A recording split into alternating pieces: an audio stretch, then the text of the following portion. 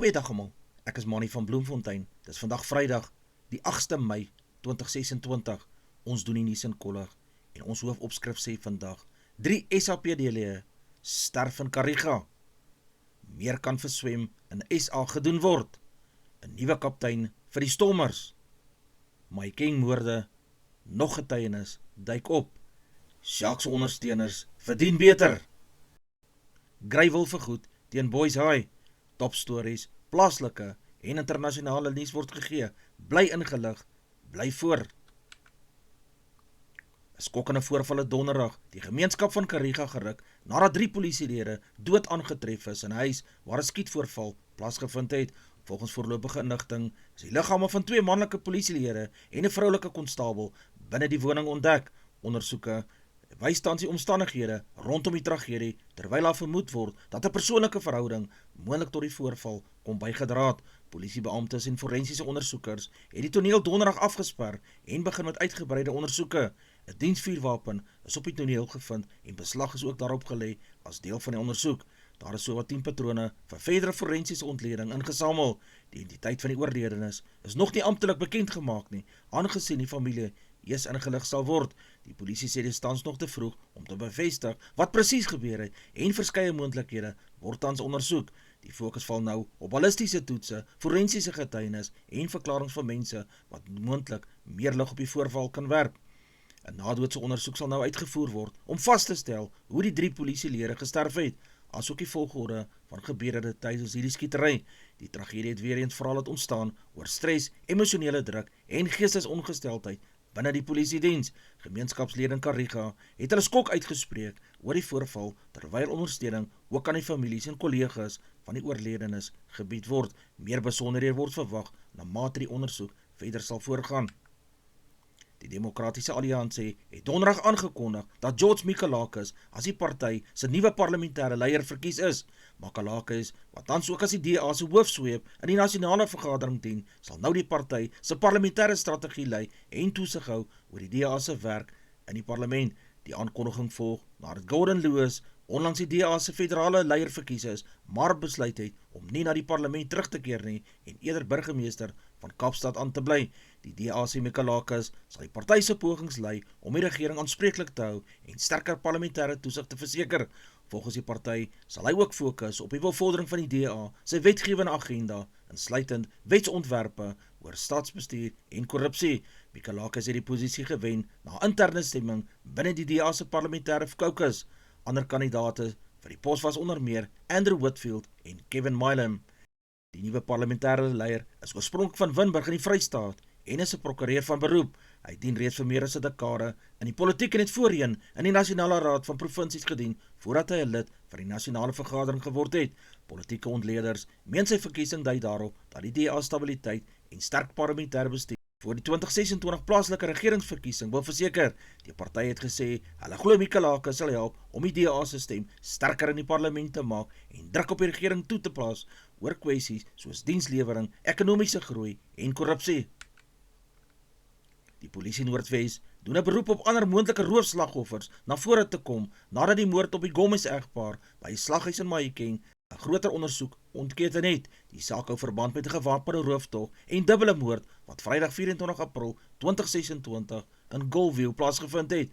Volgens die polisie-inligting het Sergio Gomez en sy vrou Marlene Mamatobola Gomez van hulle huis af na hulle besigheid gejaag nadat hulle gehoor het hulle seun word daar beroof. Toe hulle by die perseel aangekom het, het hulle die verdagtes by die ingang teëgekom en albei is geskiet. Marlene se liggaam is op die toneel gekry terwyl Sergio later in die hospitaal in sy wonde beswyk het. Die voorlopige weergawe is dat 6 gemaskerde, gewapende mans die perseel binne gegaan het, mense gedreig het en aangerand het en daarna selfone, kontant en 'n skootrekenaar en die sleutels van 'n Ford Ranger gebyt het. Die bakkies later verlate in Mogowe dorp teruggevind saam met die gesteelde selfone. Die Noordwesse provinsiale moord- en roofeenheid is intussen ontplooi om die saak te ondersoek, maar daar is nog geen inhegtenisnemings gemaak nie. Die polisie vra enigeen met inligting of ander mense wat in soortgelyke rooftogte geraak is om na vore te kom en die ondersoek mee te help. Die tragedie het groot skok in Mahikeng veroorsaak met gemeenskapslede en kragtadige reaksies op sosiale media wat sterker optredes teen gewelddadige misdade eis. Die gesondheidsowerhede in die Wes-Kaap monitor tans 4 mense wat moontlik aan die gevaarlike hantavirus blootgestel is na uitbreking op die passasiersskip MV Hondees.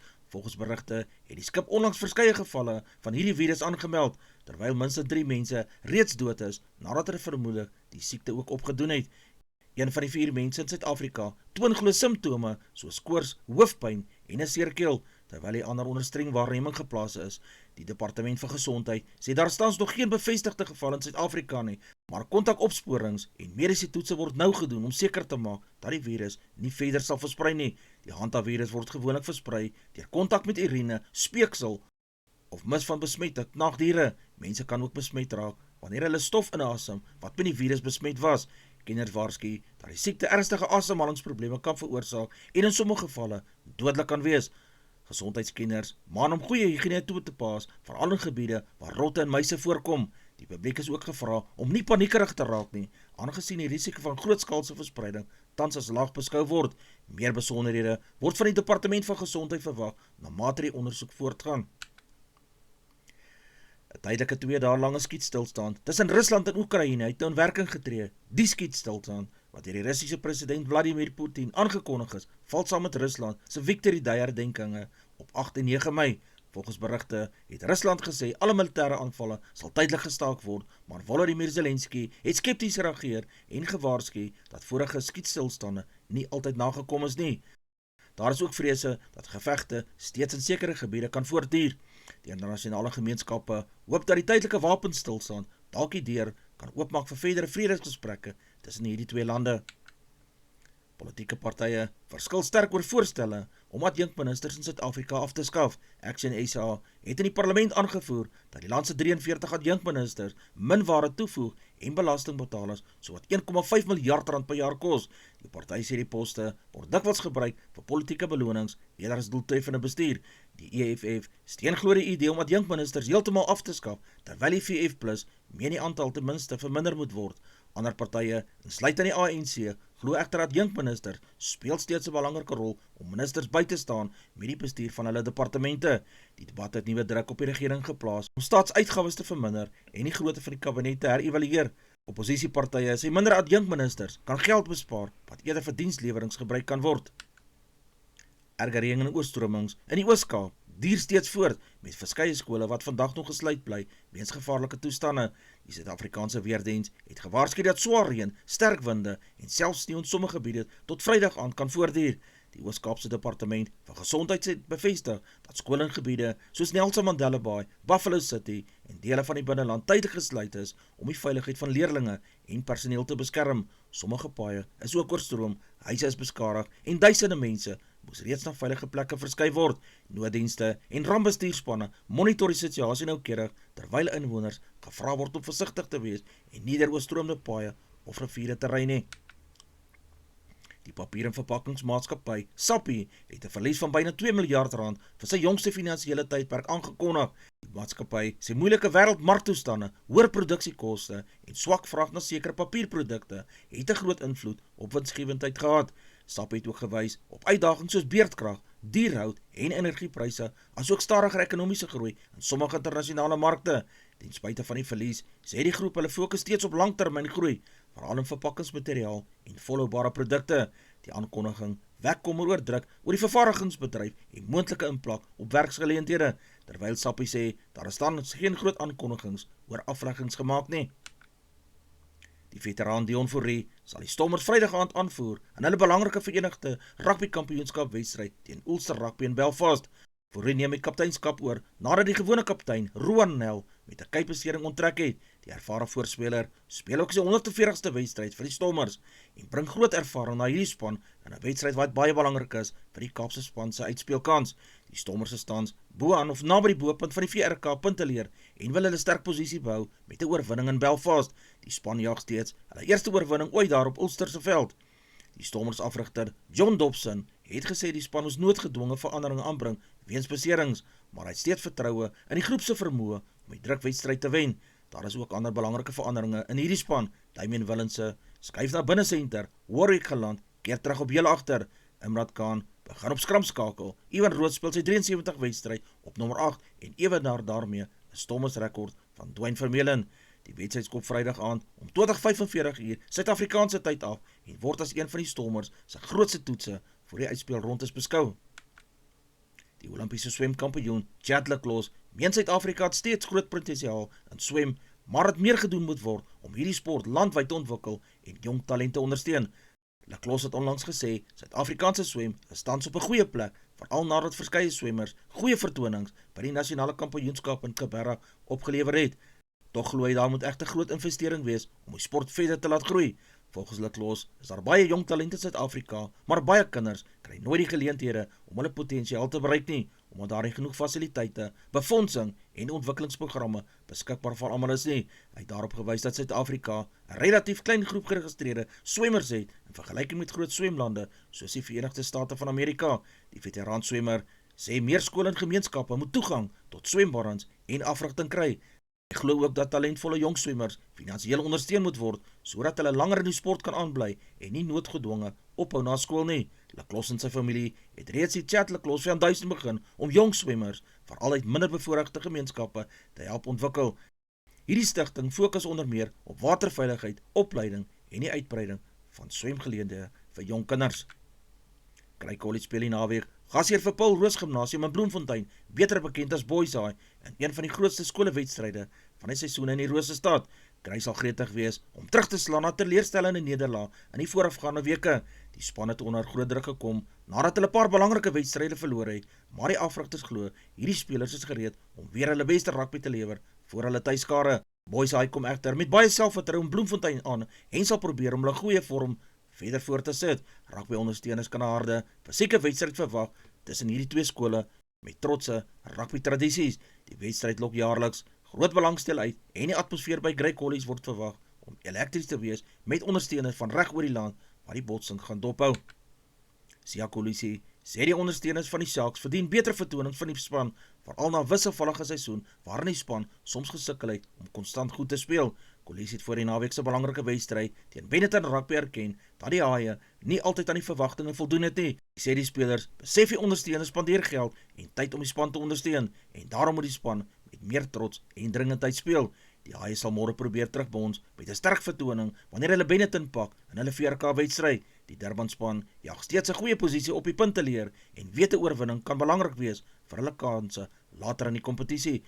Polisie glo die span het die talent om beter te doen, maar sê dit gaan nou daaroor om onder die druk op die veld te kan presteer.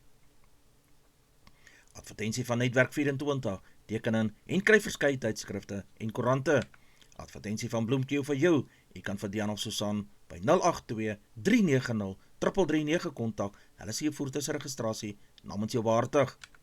Ons weerberig vir die streek lyk so: Messina 1427, Polokwane 27, Lephalale 1022, Mbombela 723, Mahikeng 617, Pretoria 819, Johannesburg 617, Ermelo 216, Galagadi 1021, Gaborone 1020, Richards Bay 1524, Pietermaritzburg 821, Durban 1323, Port St Johns 1223, Pongola 1320, Maputo 1727, Bethlehem 213, Bloemfontein 313, Alwal Noord 213, Welkom 515, Vryburg 618, Kimberley 616, Appington 1020, Prieska 718, Springbok 29 in die middag, Karasburg 1021, Keetmanshoop 1022, Mariental 925, Alexander Bay 1220, Brandvlei 918, Loederhits Bay 1425, Vredendal 1222, Kaapstad 1319, Sutherland 412, George 1017, Jeffreys Bay 1117, Cabarra 1118, Graaff-Reinet 1815, Kaaphooglas 1018, De Aar 414, Multino 0 en 10 in die middag, Beaufort West 815, Oos-London 919, Mabalane 15 en 29 grade Celsius in die middag. 'n Verkorte weerberig vir vandag. Die Wes-Kaap, reënbuie oor die suid en oostelike dele, koud en winderig. Die Noord-Kaap, ligte verspreide reën is moontlik in die suide, maar dit gaan baie koud daar wees. Die Oos-Kaap, baie en ligte reën oor die kusgebiede en ooste van hierdie provinsie. Die Vrystaat provinsie, koel tot koud met enkele verspreide buie in die ooste. KwaZulu-Natal, kans vir verspreide buie en donderbuie, veral langs die kus. Gauteng meestal droog en sonnig, koeltoestande sal ook voorkom. Mpumalanga provinsie gedeeltelik bewolk met enkele ligte buie is moontlik. Limpopo warm tot koel, meestal droog met geïsoleerde buie in plekke. Noordwes provinsie koel en meestal droog, klein kans vir ligte buie kan voorkom. Die markte vir die dag lyk so: die rand verhandel teen R16.44 teenoor die Amerikaanse dollar, die Australiese dollar kos R11.87, die euro verhandel teen R19.29, 'n pond kos R22.30, die yen kos 10 sent, platinum per fyn ons is $2035, palladium per fyn ons is $1492, silwer per fyn ons is $78.94, goud per fyn ons is $4700, Brent olie per vat is $101.80. Gedagte vir die dag: moenie moed verloor net omdat die week swaar was nie. Elke nuwe dag gee nog 'n kans om sterker, wyser en dankbaarder te wees. Dis al vir vandag. Onthou om te like, deel met jou vriende en jou vriendinne en onthou om te subscribe op my kanaal. 'n Aangename dag en naweek word vir almal toegewens.